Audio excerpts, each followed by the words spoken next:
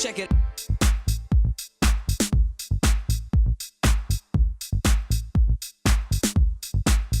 Déshabillez-moi.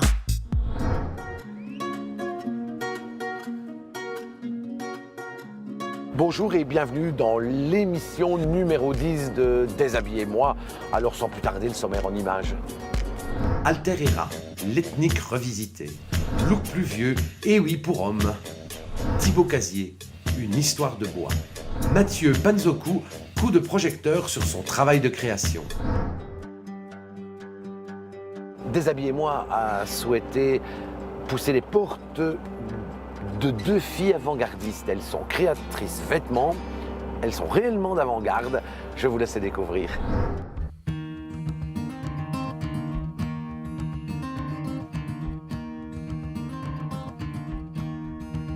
Alors les filles, expliquez-moi un peu votre rencontre.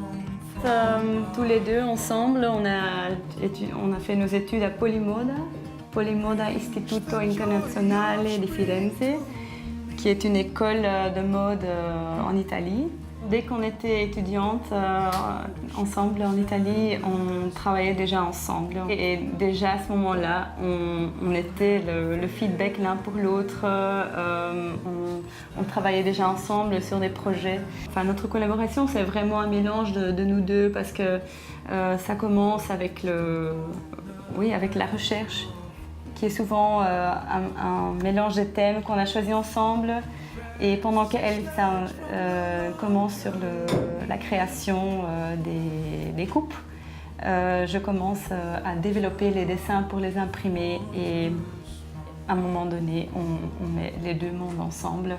Et les résultats, en fait, le DNA d'Alterera, c'est vraiment le mariage entre les coupes et les imprimés.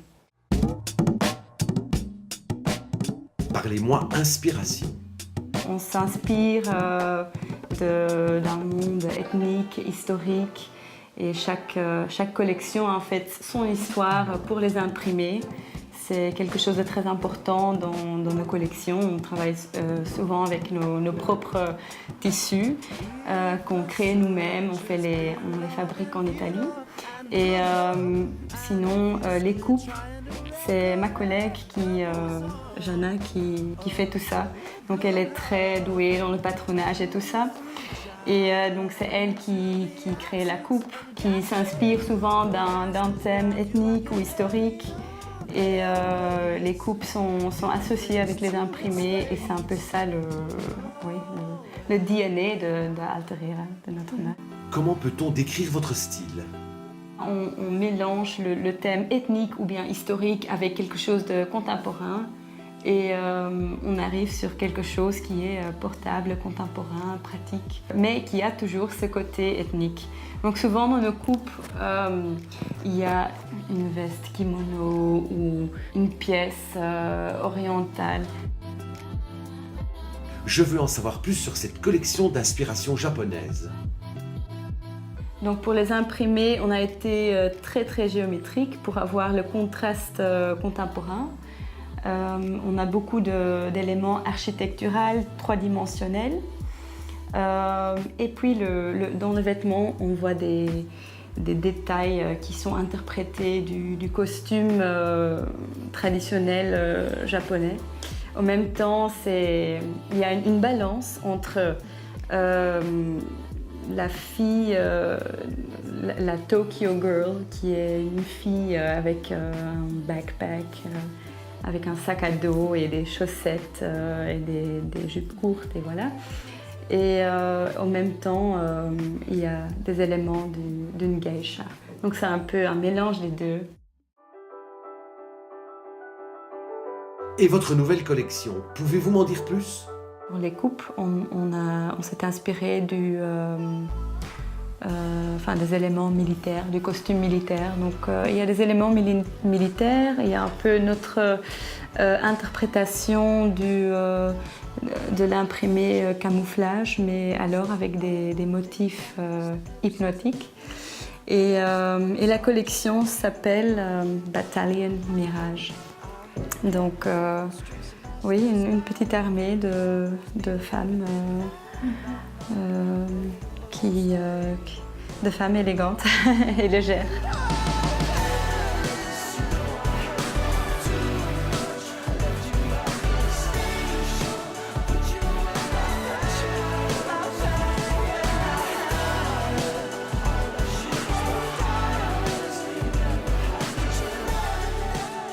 Le challenge aujourd'hui pour notre conseillère en images, c'est de réussir en tout cas à donner ce côté longiligne à un look quand on porte et quand on fait du moins 1,68 m. Alors c'est ça qui est intéressant, c'est de savoir les astuces, les petites choses, les petits plus qui font que d'1,68 m, on peut en paraître en tout cas quelques centimètres de plus, donc donner ce côté élancé à notre modèle. Alors, pour un look printemps pluvieux, je vais peut-être pas partir sur le traditionnel trench, mais plutôt un blouson dans la même matière. Ah mais voilà, ça pourrait être sympa.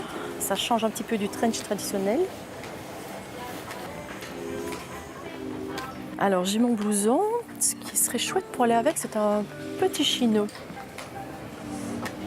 Ah, cette couleur, ça peut être sympa.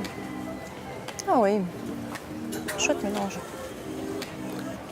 Alors, une chemise pour continuer le coordonné, c'est pas mal. Et ici, qu'est-ce que je peux trouver? Ah ben voilà, on va voir si ça peut fonctionner.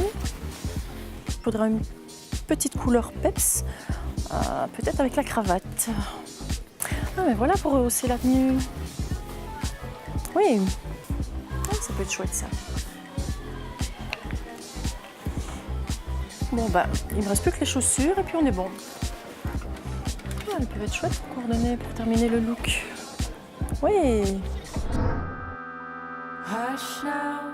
Déshabillez-moi a toujours envie de pousser bien entendu des portes de créateurs, mais également de designers, car ces derniers sont créateurs également. Donc le but aujourd'hui, c'est de vous présenter le travail en bois de Thibaut Casier.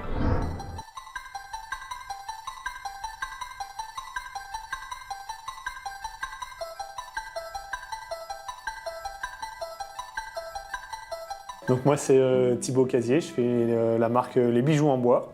J'ai commencé il y a environ un an et demi.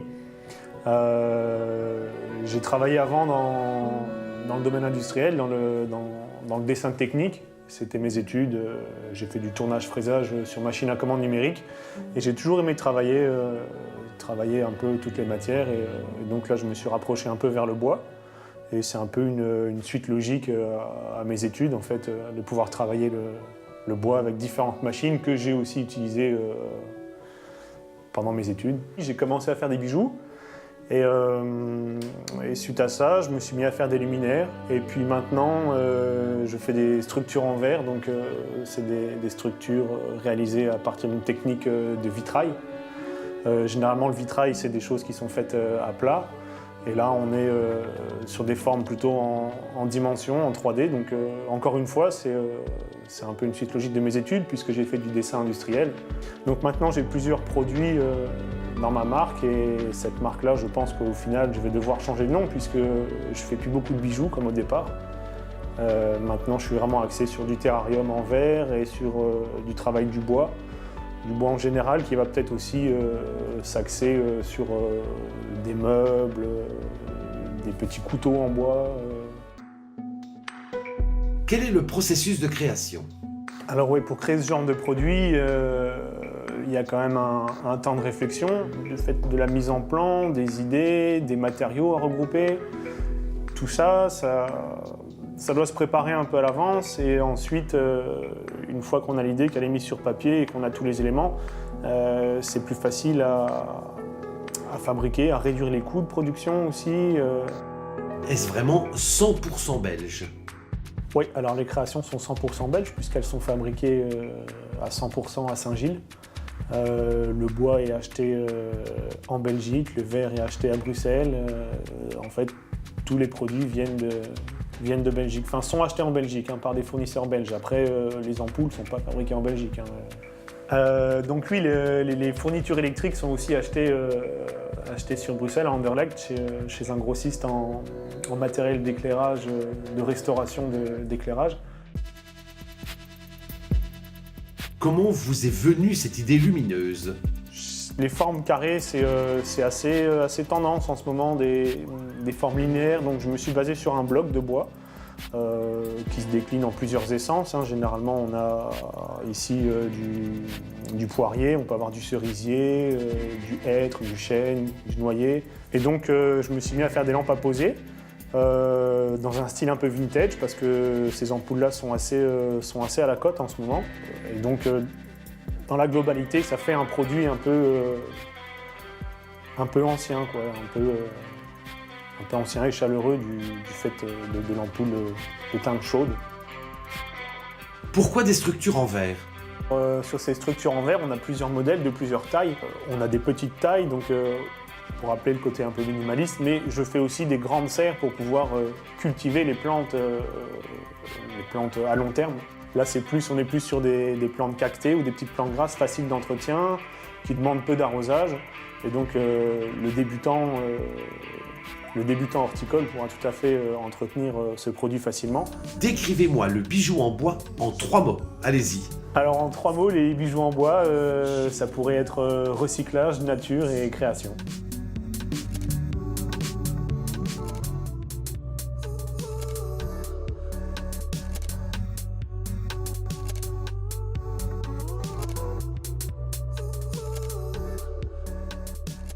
Découvrons ensemble donc ce look printemps pluvieux. Alors j'invite notre modèle du jour à se joindre à moi.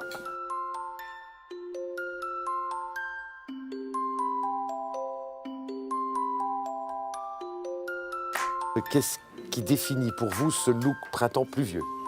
En fait, ici, c'est la pièce maîtresse. Donc, plutôt que de... J'ai pas voulu partir dans un trench traditionnel. Donc, soit, si c'était un trench traditionnel, dans ce cas-ci, on l'aurait porté ici à mi-cuisse, donc pas un trench trop long. Ou alors, on porte un blouson cintré. Donc là, ça fonctionne aussi pour la taille. Voilà. Donc, ceci, c'est une matière vraiment très légère. Donc, voilà, oui, donc un peu spécial pluie. Tout à fait. Voilà. Alors, évidemment, le parapluie. Là, je trouvais ça très sympa. Ça lui donne un chouette look, je trouve. Ici aussi, on part toujours du plus foncé au plus clair. Donc ça, c'est une règle d'or. Oui, du plus foncé au plus clair. Dans ce cas-ci. Dans ce cas-ci, ça veut dire parce qu'il fait 1m68. Oui, parce qu'il est C'est petit. ça, parce qu'on va considérer entre guillemets petit. Oui, bon, voilà. Il est, donc voilà, on va dire plus, d'accord. De cette façon-là, on ne coupe pas la silhouette. On garde la verticalité ici avec la veste. Donc là, on a la tirette, c'est pas un double boutonnage. Donc on garde la verticalité. On a la verticalité avec la cravate et la couleur aussi qui donne un petit côté peps. Oui. On a la verticalité aussi avec les fines lignes de la chemise. Important aussi quand on est petit et mince, on ne prend jamais des motifs trop grands. Donc tout petit motif ou ligne étroite. La verticalité de la fermeture éclair, la verticalité de la cravate. Si on lui avait mis un nœud papillon, par exemple. Ça ne choque pas, mais je veux dire, ça n'a pas de sens si on veut apporter la verticalité. Un nœud papillon est horizontal.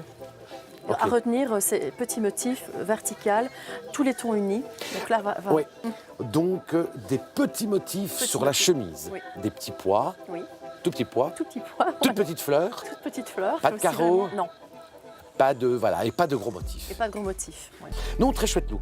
Vraiment, printemps 2018 pluvieux. Comment vous vous sentez? Super, bon, c'est super. Merci Sabine. Je vous en prie.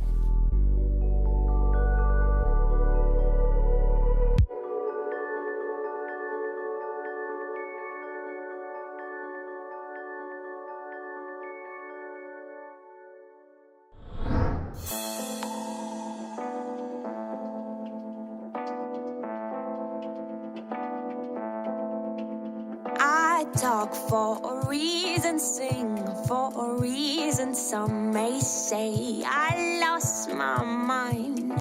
Trust for a reason, fight for a reason. Look around, there ain't much time to say what you wanna say, do what you wanna do, live your life all the way. Hey. Oh my God, got that run today, but quick, judge your best. Don't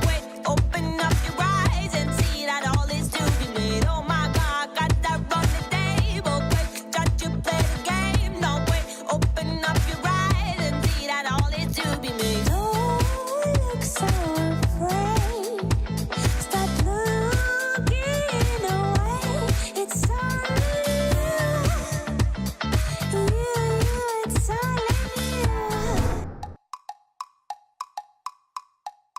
Alors il nous est toujours très agréable de pouvoir mettre en lumière des créateurs, des designers, de vous donner plein de petits conseils. Alors j'espère que tout ça vous plaît.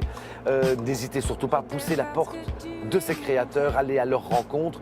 Ils en ont besoin, ils sont passionnés par ce qu'ils font. Alors voilà, je crois que ce serait super sympa.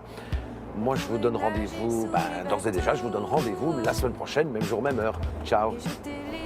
La semaine prochaine, un peu de voyage détente au Marco Polo à Hammamet pour découvrir leur spa. Un look printemps léger pour Marie, Jessica Rousseau et ses chapeaux mais également ses coiffes, Sandrine Dauchot et ses longues tenues.